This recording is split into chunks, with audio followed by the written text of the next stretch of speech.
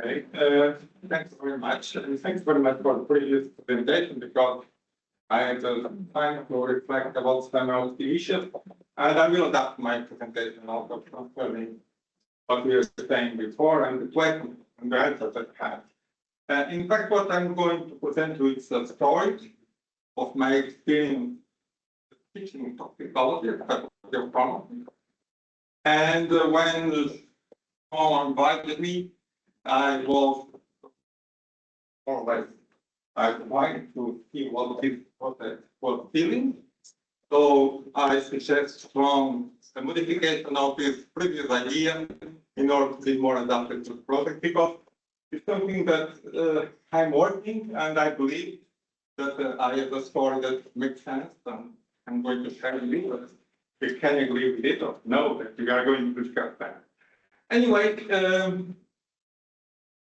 10 years ago, I was demanded for a task in the University of Porto to improve the pedagogic approach of the university. I was engaged with forever, it's something that's a word that's going forward for foreigners, but someone that was in graduate with a mission to implement pedagogic innovation in the University of Porto. And at that time, I didn't know anything about it, or I didn't know enough. I had an excellent when for this, but anyway, I learned a lot because I had a lot of presentations. I went to a lot of places to learn with people that had a lot of work.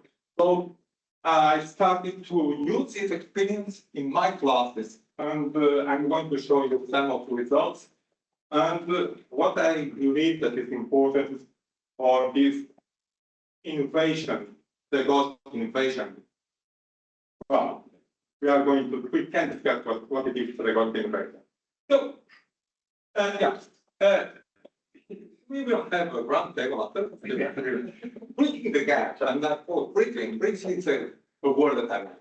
And in fact, in Portugal, we have a lot of bridges, okay? We tend to think that the bridges are all STEM, but they are not STEM, okay? They don't have STEM purpose. In fact, we have these two bridges,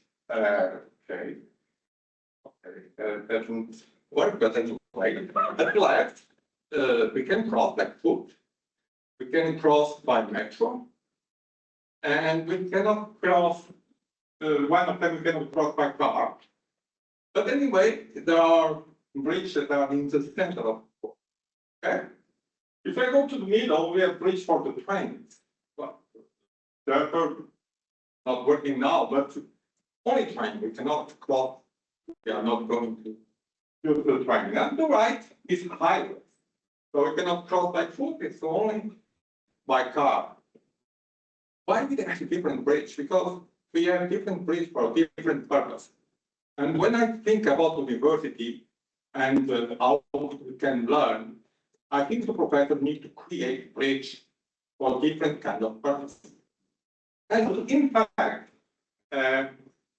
important, we are constructing a new bridge because we have a part of the other city, the other side of the river, Gaia, that has a huge increment of people there, living there, and they have only one bridge to cross the port. It's a bridge that needs cars.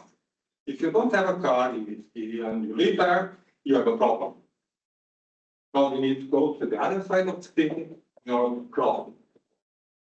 So we are creating a new bridge. And this bridge, you can see the photo, is going to be metro. We can cross by walking, by bicycle. So it will be a lot of solutions for people that don't have any solution to cross the port.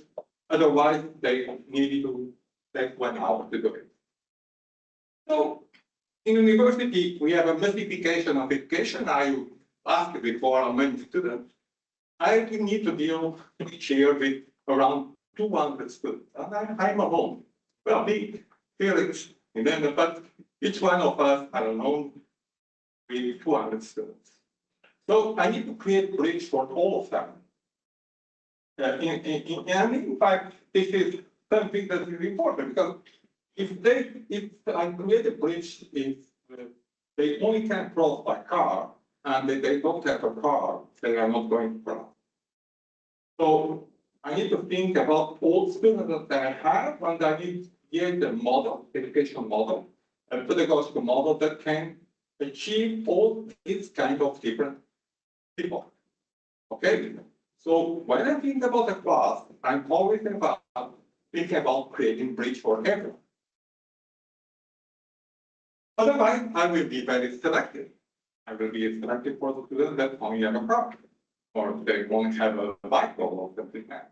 Okay, so I suppose this idea is something that I would like to show what I'm going to talk about. Okay, we have a dropout problem, and this dropout is very related with this selective process, because if we put only a bridge for one kind of people, the other people are going out very easily. The first year of the course, and so I started to think about solutions for a kind of students that I know that they have a lot of difficulties in the neighborhood. And I started creating a new bridge. They use this kind of pedagogical, I can say, tool, video lecture capture. And Roger told me that in the Amsterdam or in the classes, and you told one thing that I know, that people go out from the rooms because they have the videos and they say, okay, I have the video, why I'm going to class? I'm going to discuss that. And also treated classrooms, suppose I suppose that most of you already know what it is. And how we can join both and what kind of results they have. We are going to discuss that. Okay, challenges. Okay, educational technology for inclusive education is the theme that I suppose is the title of my presentation. And what are the problems related with it? We need to use the technology with a purpose, a very focused purpose. So if we are going to use the technology because it's beautiful and it's quite new, it doesn't work. Okay, we need to know that we are going to use that to obtain this kind of results, or to have this kind of students, or to create this kind of bridge. Otherwise, it's something that we use only to use. Okay.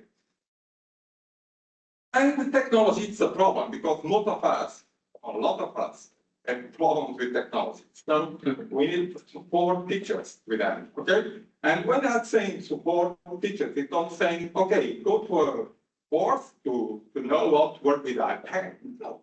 We need people that could be there in the class, and when the teacher has a problem, this person can help the teacher directly immediately. Because if teachers start to be a little bit changed because it's not very comfortable with some technology, in the next class you are not going to use it. The first thing is students. We think always that students are very comfortable with the old technologies and the Facebook and Instagram and stuff. No. Some of them they don't like at all.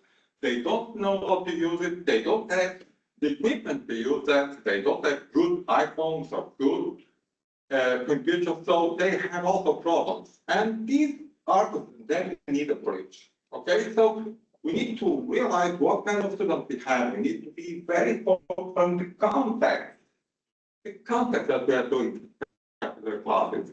And we need also to do research in this context. And we are not doing a lot of research concerning this issue. As we should, actually. But so 10 years ago, I started with this technology that is in left, very simple, iPad that I bought, okay, and Apple TV. And I make the connection with Apple TV with the projector, now we use that. And I use my iPad with my presentation, and so something beautiful. But anyway, it doesn't work back then, we did. But anyway, I started to record my classes. And it's interesting because I could do everything with an application, explain everything. I could do everything in my presentation, and it's recorded my presentation on my box. And what class I give to students is, and I said, well, we have this recorded class here. If you want to have another repetition or to work me again, you can do it. And they did it. And I spoke up. Perhaps it's an interesting thing that I can show. I started to apply the recording classes, VLC, video lecture capture, in my classes of mechanism toxicology, integrated matter pharmaceutical science, and I started to do it in 2017-18. And we have here a comparison between 2016 and 17, because in 16, 17, I didn't use it at all. And I started to use it in 17, 18. And you can see that both situations of students are quite similar, so they are not different. Okay, so okay, this was published. We have 3 years ago we published this study. Why? Because I was surprised with it. These are the videos, right? They are the videos that I was recording for each class. Okay, this theoretical class. This is the theoretical class. Here we can see the minutes of each video, the percentage of students that saw the videos, and the ratio of the videos that they saw. But more than once, so they saw the videos more than one time. And I was amazed by it, because I was not expecting that so much students were so much interested in seeing the videos. Why? They are going to see the videos again. They were in the class. Why they saw the video? Makes a difference. Should I do that again? And well, I thought, okay, let's see the result of the students. Does it make a difference?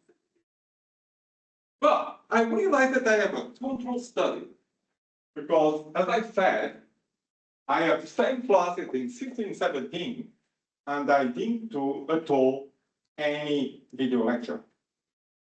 And in 17, 18, I did it, but Felix didn't. And he had another colleague who didn't. So I had the exam.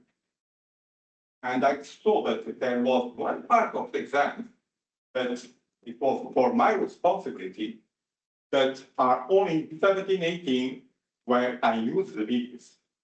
And look, which line of results of students were improved where I use the videos?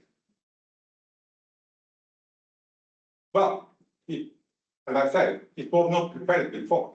It's something that I saw after. I was so that, well, maybe different. It became much better. They obtained much better results. So it works. That it works for everyone. I don't know. But I can do some more study in order to know which kind of students benefit from it. So I did another study. We published last month. Okay. Oh, this month. We published recently. And okay, I used the material that we had in 17, 18, and I have more material 18, 19. So I try to understand what kind of study the students can benefit from this video lecture capture. Are all of them benefiting? So I try to understand the different level of students. So we use the students of course, and I'm going to see if they are great students in course or if they are great students. So we have classification for students. The best students are here. The students with more difficulties are here. And I try to divide them in order that they were very engaged in the videos, or no, low engaged and very engaged. And I try to see the results that they obtain in the exam. Well, we have here levels, but here the graph is easier to see. The very good result, the very good students didn't have any better results. It's 10. For that, it's completely the same. Okay? The middle. Okay. But students that have a lot of difficulties, the B and A, they cross the line of 50%. If they see. So the videos made the difference. The difference for the students that have difficulties. It is a pedagogical device. It is not an instrument. It's something that makes the difference. A new bridge for the students that doesn't can cross the river. The student that doesn't have a car. Okay? So it's not admitted for everyone. For A and B doesn't pay, but for the others, yeah. So, continue, okay, if you don't. I asked the students what they think about it. And, okay, can you see they think, wait, please do it. Well, please tell your colleagues to record the class if they need that. They also can make some of them, well, if I have recorded the classes, we are not going to the class. Okay? What you said before. So I say, well, I need to find something to engage more students in the process. And if you have this kind of results, okay, 90% of students engage with video, VLC videos, positive impact on students. And this research underscores that VLC potential will enhance pedagogical differentiation, promoting student inclusivity and improve academic outcomes. Okay. Now, I started to think about using flipped classroom. I have the videos already. So I can change the classes in order to engage more and to increase this kind of result. So in fact, when we are trying to think about engaging students, we have a lot of pedagogical solutions, different kind of tools. But I'm going to use the VLC and okay, I'm flipped classroom, like a model in order to see if you have better results. You can improve the results. So before classes, I gave to the students the video that I had from my classes. Okay, recorded content, and I asked them, please try to see the videos before class. Okay? Even if you don't see all the videos, see parts of the video. And when they arrive to the class, I create groups, and I assure that in each group of 3 students, 4 students, have at least 1 or 2 students that saw the video. Because I want that the group can work by peer-and-peer learning. So they need to have someone that was already in team, they knew already something about. Okay? And I started to make questions. And they asked me with the iPhone or iPad or computer, okay? The group answered, and I realized by results if the students were or not in the team, they know the things, they are adults, and they can explain more about it. So it's a way that I have a feedback about the knowledge that they obtain in the videos, they obtain in the discussion of each group for each question that I meant, that I put, I gave them 2-3 minutes to answer it. And after that, I discussed more with them. And it is the principle of flipped problem, so it's not something that is new, okay? But anyway, it's very important the group answer. So, in fact, I realized that made a difference as I'm going to talk. So we have some experiments here because I did that in some particular classes. The classes where the content are particularly difficult. Okay? I know that this kind of contents are difficult for students. They have a lot of difficulty to understand. So it's the content where I put more effort in order to create models that can help students to achieve results. We don't need to do some very complicated for things that students can easily learn. So only in the things that I think that I know that I have difficulty to understand. So I recorded classes, I gave to them, and I asked them if they saw the videos, and you can say that most of them did the videos before the classes. I formed the groups, they discussed some questions that I put in the class, and they answered, and I answered over their answers. And after that, I made some questions to students. Were the recorded content important for the displayed graphics?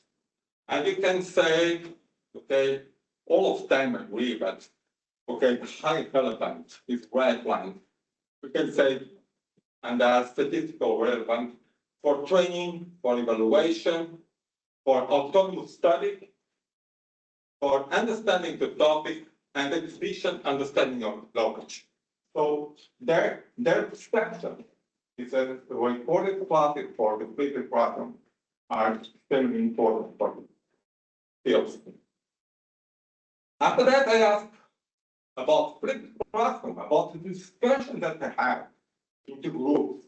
It was important for them to answer to knowledge, to obtain knowledge, to obtain skills that they need. And yes, they say they improve the engagement in discussions, develop more easily understanding capabilities, allow it to acquire knowledge more consistent.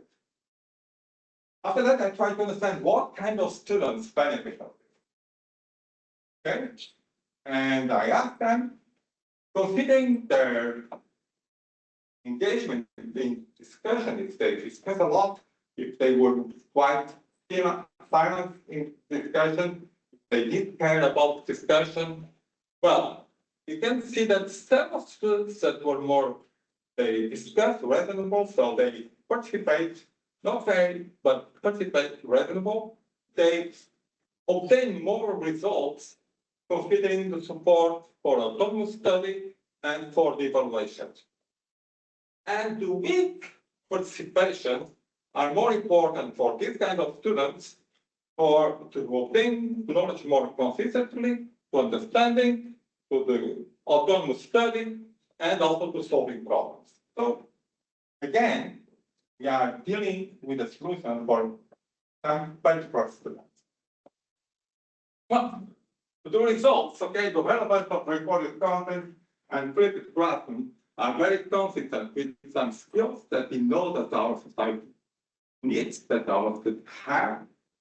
The difference of engagement are important to realize the kind of improvement that we have in students, considering the model that we are going to present in each class, and also the flipped classroom as well for these students.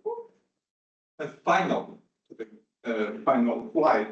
What I would like to say that I think I created a new bridge, okay, for this kind of thing. So I was very proud of it because I obtained better results from students and the feedback directly from students, from the working students, from the Erasmus students, from the students with disabilities. They were saying, this helps us. Unfortunately, most of the time, the people are not thinking about us. They are thinking about good students. And in fact, they don't need teaching. They can learn very easily. So most of the time, as teacher, we need to be more focused in students that need us. So we need to create a bridge for them. Okay?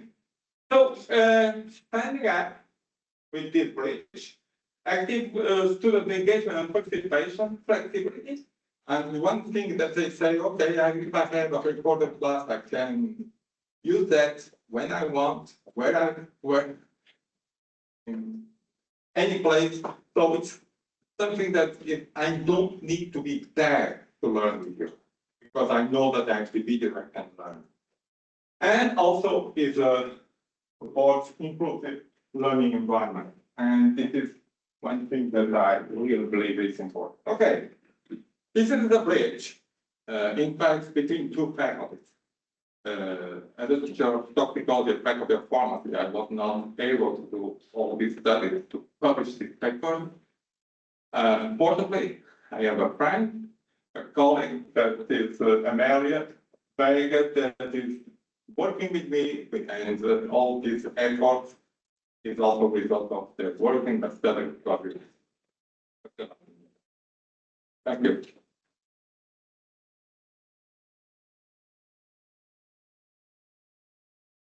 For interesting presentation. We have some time for questions.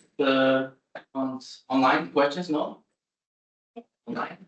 Because I was being one. Okay, first one. And did you understand why videos were better?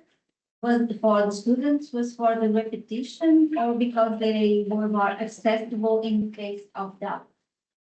Yeah, but the things are changing. Okay? What I can say is that when I did the study, the students made a theater. Play.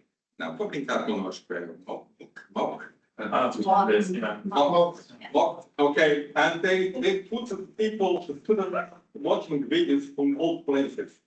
They saw the videos to study before the exam, and they used that in the places or even that it was not supposed. For me. Yes, it was not supposed that they used it. So at the time, it was very new for them, and I suppose they used that massively because it was quite new. Now it's different. So I don't have the same level of engagement of the students. I realize when I'm going to see the statistics that only 10 students are using it. If I'm going to see what kind of students, I realize that are students that really need. And in fact, in first class, I say to them, okay, I have this study, I made this study, and the results are very clear. The video lecture captures are very important for this kind of students. No, for the others, doesn't make the difference. So use that if you need it. But anyway, don't use that as the process to study because it doesn't make difference. It's only spending time. For these students, you need it. Okay? So use it. And so there is a difference. Now, I think are more students that need that because they don't go, they can't go to class, they have many doubts, they have difficulties. And second, also, they can solve one or another video because they can down. Projects. Thank you for the very nice presentation. We also record our lectures, and what we also can do, we can track what part of the lectures students watch multiple times. What we see is that they look at specific parts of the lectures more often. So that means that this is the part that they obviously don't understand and they want to see it again and again because to see whether they grab it. So what we are now thinking about is about making knowledge clips. So very short with the videos, 5 minutes, because I saw your lectures are 90 minutes, right? So we want to make it short. How do you feel about that? Well, I have also this kind of videos. Okay. We had a project like this one. It's called toxicology. And we started off in 2014, and we made a MOOC, okay? And we did a lot of more videos, 22 minutes, about very content, or very particular content, like metabolism of paracetamol, or like, okay? So, I shared a lot of that with them, and I know that there is a lot of students that go practically to know each kind of device. But I'm not able now to compare which kind of it they see more. They see more videos of the classes, or if they go. I know that they have a lot of people that go there, but I'm not comparing. But perhaps some of them are doing that. They are going to see one. I know that they have a video for paracetamol and going directly to the department. Okay, we are running out of time. Okay. Quick comments to make a bridge also between you two talk on the PBL and the videos. I made the same evaluation, although less scientific as you, because you make a paper based on that on the results. But but I had more or less the same results, like analyzing the consequences of using PBL.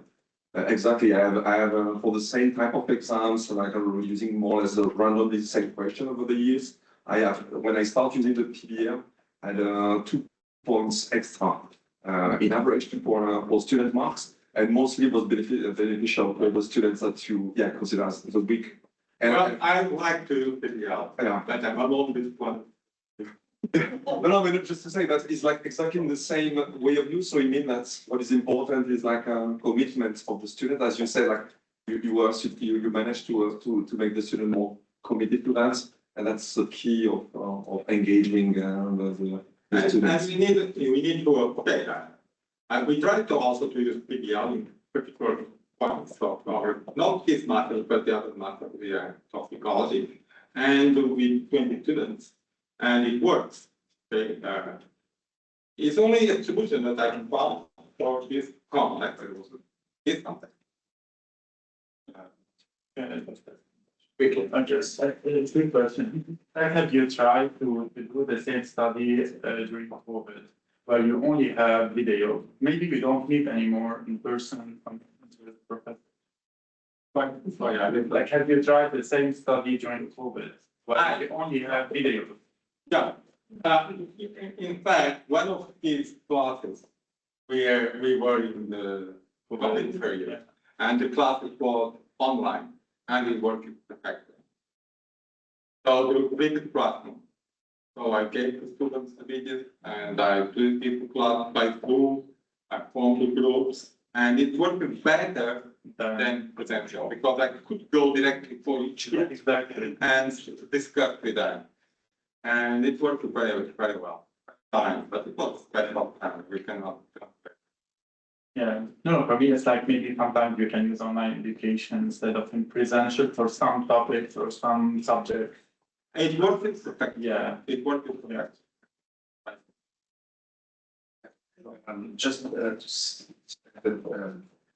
The thing about PBL, it's I think it's a false question because the thing is active learning.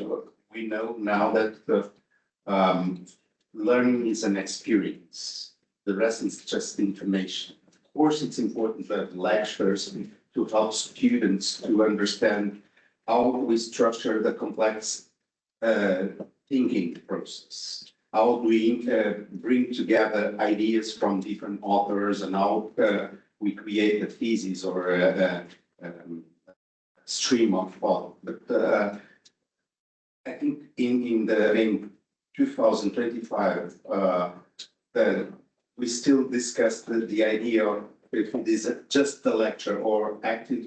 We already know that there is literature enough.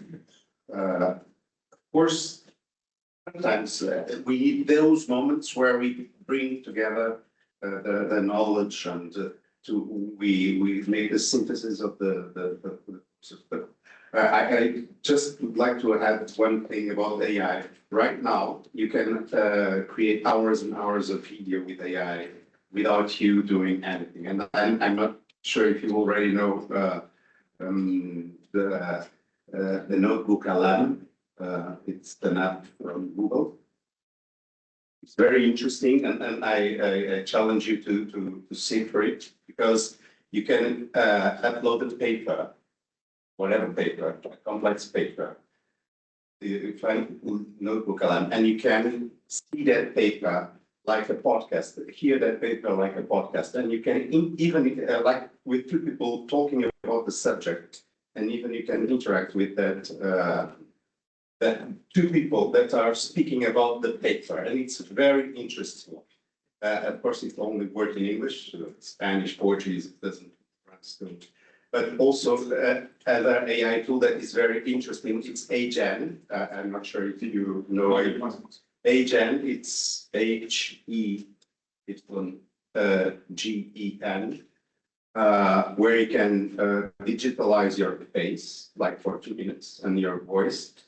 And then recorded hours and hours of videos of you presenting your lesson in Korean, for instance, or in Slovenian. And those tools are very, very interesting because it's you with your students in any language you want.